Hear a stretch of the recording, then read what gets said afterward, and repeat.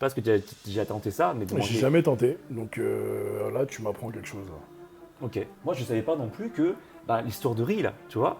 Ouais. Et c'est vrai qu'on ne dit pas beaucoup ça. Est-ce que vous avez déjà entendu parler du fait qu'effectivement qu'il faut privilégier le riz plutôt que les pâtes parce que les pâtes c'est plus dur à digérer. Le riz ça a cette capacité de justement de retenir, De tirer l'eau de tirer dans les l'eau, muscles en fait. voilà, dans les muscles. Donc, Et c'est optimal avant de monter sur scène par exemple. Voilà. Now I'ma break it down real simple. If you go inside, she controlling your mental. Damn the sentence, flip my world upside down. Fresh Prince, I've been praying to her presence ever since. She make me wanna worship, worship, worship, worship, worship, worship. She make me wanna worship, worship, worship, worship, worship, worship. Make me wanna worship. Salut mon c'est Jean, je suis avec mon ami Bruno, coach sportif bodybuilder. Ensemble, on va analyser des bodybuilders qui ont moins de 5% de body fat. Autant dire qu'ils sont très très secs. Ouais, 5% t'es très sec. Avec des veines partout. Et le but aujourd'hui n'est pas en fait d'analyser simplement la vidéo, mais de t'apporter des conseils si toi tu désires être plus veineux. Autant qu'on mette les choses au clair, tu ne seras pas aussi veineux qu'eux évidemment, mais par contre, si tu veux être plus sec, avoir des veines plus apparentes, alors cette vidéo va t'intéresser. Et si tu aimes bien ce genre de format vidéo où on sort du simple contexte de l'analyse, fais-le nous savoir également avec mon ami Bruno, avec un pouce vers le haut. Commente la vidéo, dis-nous ce que tu voudrais qu'on fasse comme thème vidéo dans l'analyse. Dis-nous dans la barre des commentaires si tu veux qu'on fasse plus de vidéos, analyses ou autres sujets qui pourraient t'intéresser. C'est parti pour la vidéo. Allez, let's go. Let's go. On y va. Donc là, l'idée, c'est, ils sont hyper veineux, c'est que chacun d'entre nous, on apporte par rapport à notre expertise. Donc toi qui fais des compétitions, qui est très massif et qui est aussi très veineux aussi.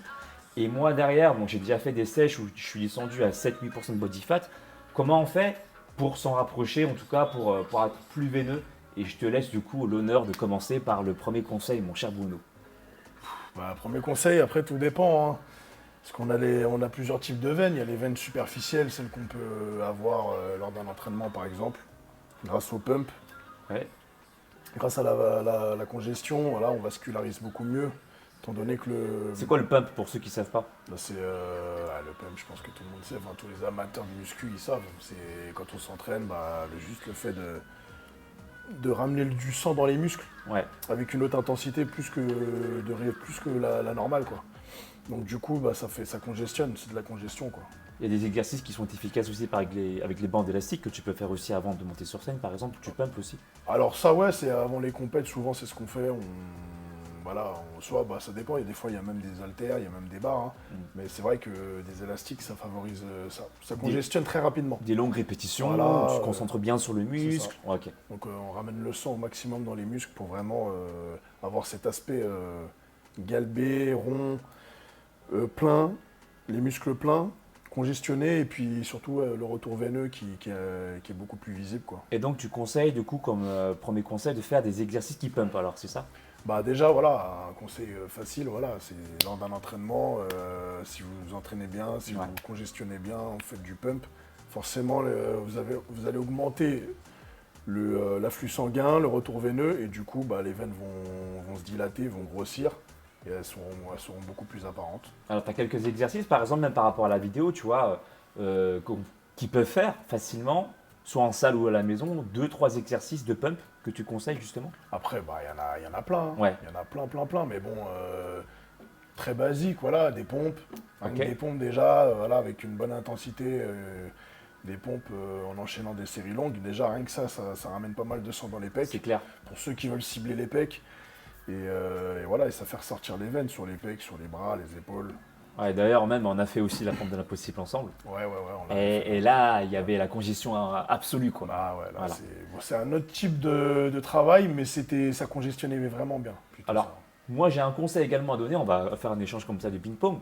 Moi, un conseil que j'ai à donner qui a bien marché lorsque je désire en fait vraiment sécher, c'est de pratiquer le jeûne intermittent.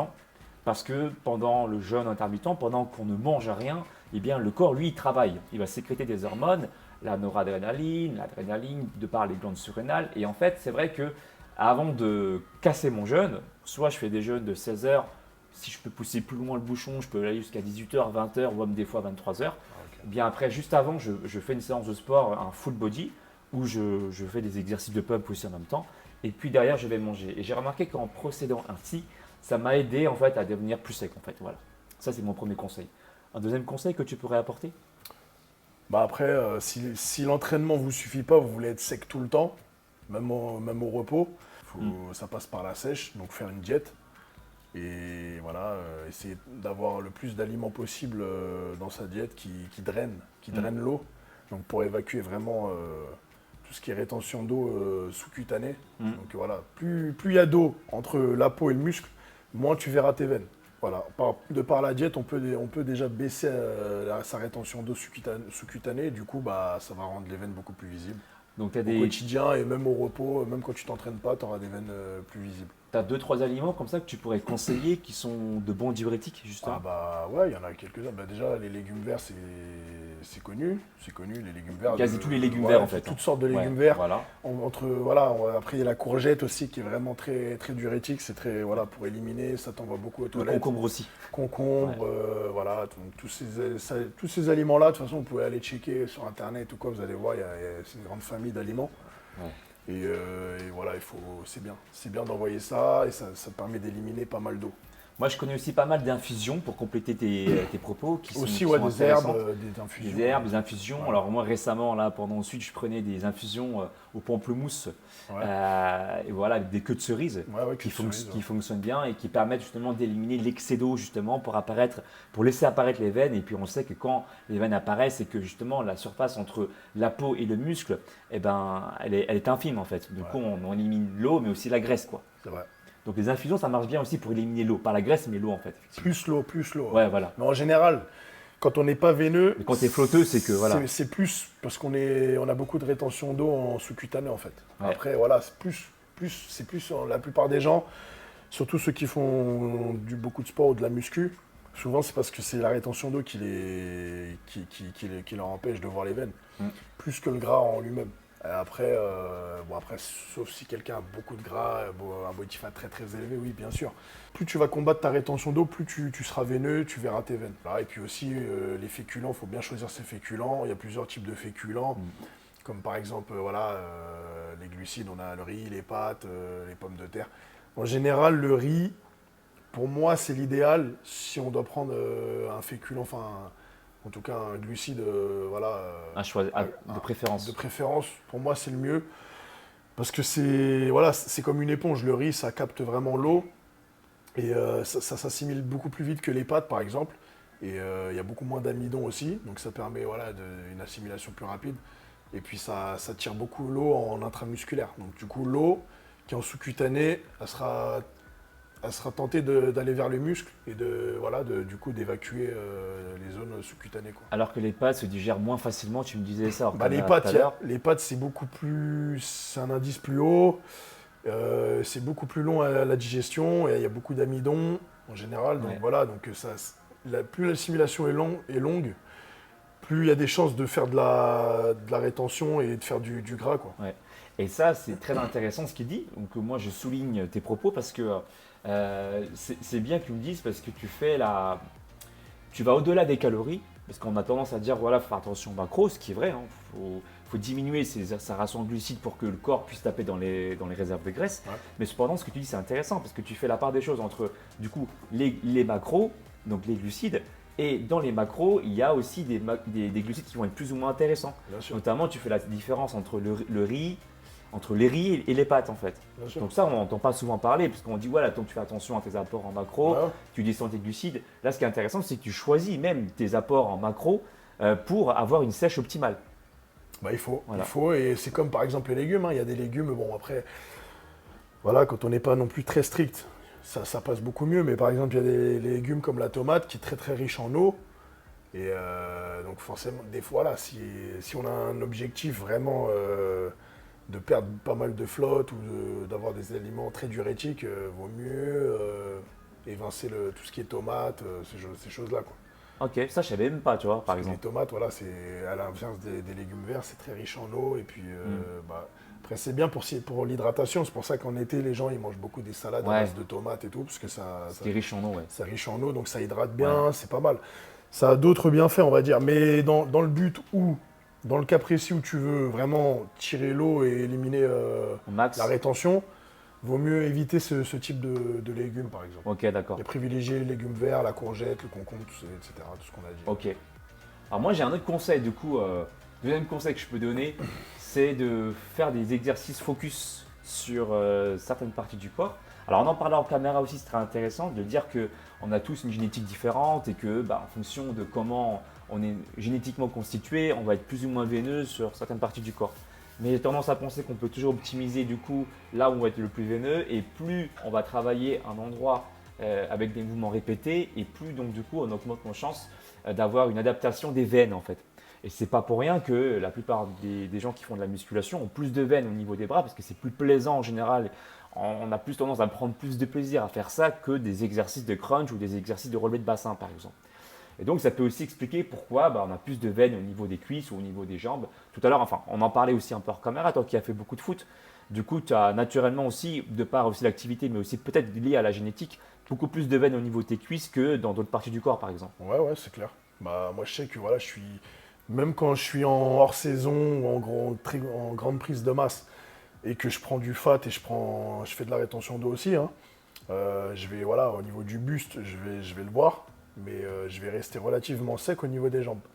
Je vais prendre de la masse au niveau des jambes, mais je vais rester toujours plus sec des jambes que du buste.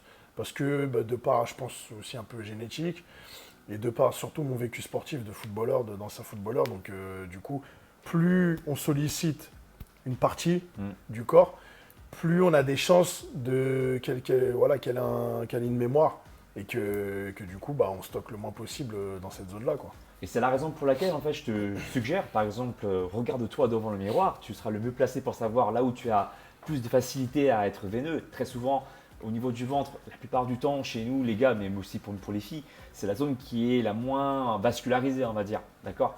Donc, je te suggère, par exemple, en fonction de ce que tu veux vasculariser, les bras, les avant-bras, d'aller voir, par exemple, et c'est gratuit, d'aller voir sur ma chaîne les exercices que je propose en focus quelque chose. Donc, tu as par exemple circuit training spécial bras, circuit training spécial jambes, spécial abdos. Et en fait, tu as plein d'exercices comme ça où tu vas focaliser, donc avec plusieurs exercices, une zone en particulier pour améliorer tes chances d'augmenter la vascularisation dans cette zone. Surtout nous en muscu, en salle de sport, c'est ça quand même. On fait quand on veut faire une sèche, quand on essaie une sèche et qu'on essaye d'avoir les muscles saillants, souvent on travaille en haute intensité et peut-être les charges à diminuer aussi un petit peu, c'est normal, mais on travaille sur des séries longues. Voilà, on essaie de travailler sur des séries longues, voire des circuits, des biceps, des triceps, des supersets pour vraiment fracasser le muscle sur une courte durée, mais avec une grosse intensité, une grosse fréquence, pour justement avoir un afflux sanguin beaucoup supérieur déjà d'une, et puis surtout isoler le maximum sur le muscle qu'on veut tailler en gros. Et je rejoins et je compléterai même tes propos en disant que il faut savoir que quand un muscle est saturé, et ça a été montré déjà scientifiquement comme une évidence, quand un muscle est saturé, eh bien déjà il faut savoir que le muscle n'est pas utilisé à son plein potentiel. Une contraction musculaire, par exemple ton biceps, tu n'utilises pas à son plein potentiel. Mais quand le muscle, tu le satures parce que du coup tu le pumpes, etc., et que ça commence à brûler au niveau de ton biceps, et bien là, il se passe un phénomène qui fait que le corps va s'adapter et il y aura d'autres unités motrices, c'est-à-dire en fait d'autres fibres musculaires qui vont être recrutées pour continuer à contracter le muscle en fait. Et donc ça marche à partir du moment où tu arrives à une saturation. Donc c'est pour ça que les exercices comme les biceps et triceps font que tu vas recruter plus d'unités motrices dans un muscle concerné pour continuer à faire le mouvement parce que du coup tu le satures et puisque tu continues le mouvement, le corps se doit de s'adapter et donc de recruter encore d'autres fibres musculaires. Et donc du coup c'est aussi une manière de recruter d'autres fibres pour aussi optimiser la prise de masse musculaire. Et c'est bien pour ça qu'on dit que même pour les répétitions longues, on peut prendre également de la masse musculaire pour cette raison-là. Parce que le corps, il recrute plus d'unités motrices et donc du coup, ça favorise aussi la prise de masse musculaire, quoi. Un troisième conseil que je pourrais donner qui complète simplement le deuxième conseil sur les fruits et légumes, c'est simplement, ça se rapproche de son conseil, c'est de consommer donc du coup des fruits et des légumes. Mais moi, je conseillerais même plutôt de consommer ça en début de repas. C'est la nuance que j'apporterai. Pour que, on l'a dit tout à l'heure, pour que la personne puisse sécher correctement, il y a aussi une histoire de macronutriments. Donc une histoire de calories totales en fait, d'accord, à pas non plus exceller en termes de calories pour que le métabolisme puisse puiser dans le gras. Et c'est vrai qu'en consommant des fruits et des légumes en début de repas, chose que j'ai pu expérimenter maintenant depuis plus de 5 ou 6 ans, eh bien j'ai pu remarquer que la satiété arrivait plus rapidement parce qu'on nourrit en fait notre microbiote qui sont l'ensemble des micro-organismes comme par exemple les bactéries qu'il y a dans ton intestin. Et ce microbiote-là, une fois que tu le nourris avec des fruits et des légumes, c'est leur nourriture préférée, eh bien, envoie un message de satiété au cerveau beaucoup plus rapidement et beaucoup plus sainement et beaucoup plus efficacement pour que tu puisses ressentir la satiété rapidement. Je ne sais pas ce que tu as déjà tenté ça, mais J'ai jamais tenté, donc là tu m'apprends quelque chose. Ok. Manger les fruits et légumes, enfin, manger en tout façon, cas les on est là fruits pour ça, en hein. début Moi, de repas. Oh, moi j'avais pas, ouais, pourquoi pas. Franchement je savais pas. Et pour rejoindre ce que dit Bruno, et c'est la raison pour laquelle nous faisons des vidéos ensemble, moi je ne savais pas non plus que l'histoire de riz, là, tu vois, Ouais. et c'est vrai qu'on ne dit pas beaucoup ça. Est-ce que vous avez déjà entendu parler du fait qu'effectivement qu'il faut privilégier le riz plutôt que les pâtes parce que les pâtes c'est plus dur à digérer. Le riz ça a cette capacité de justement de retenir, de retenir l'eau, donc du coup de tirer l'eau, tirer dans les l'eau, muscles en fait. voilà, dans les muscles. Donc, et c'est optimal avant de monter sur scène par exemple. Voilà, c'est pour ça après que le pendant truc c'est rebond que glucidique- c'est répandu dans le milieu du body parce que voilà c'est très connu. Moi c'est par exemple mes anciens coachs qui m'ont appris ça. C'est voilà c'est pas assez démocratisé. Enfin, Eh ouais. je pense qu'un coach lambda qui coach ses clients, il va peut-être pas forcément expliquer comme ça, de cette manière-là, ou en tout cas expliquer à ce niveau-là. Et voilà, il va se contenter de te donner tes macros. Exact. Il va dire que tu as le choix entre tel aliment pour certains, pour tes macros. Et puis voilà, tu te débrouilles, c'est toi qui gères. C'est ça.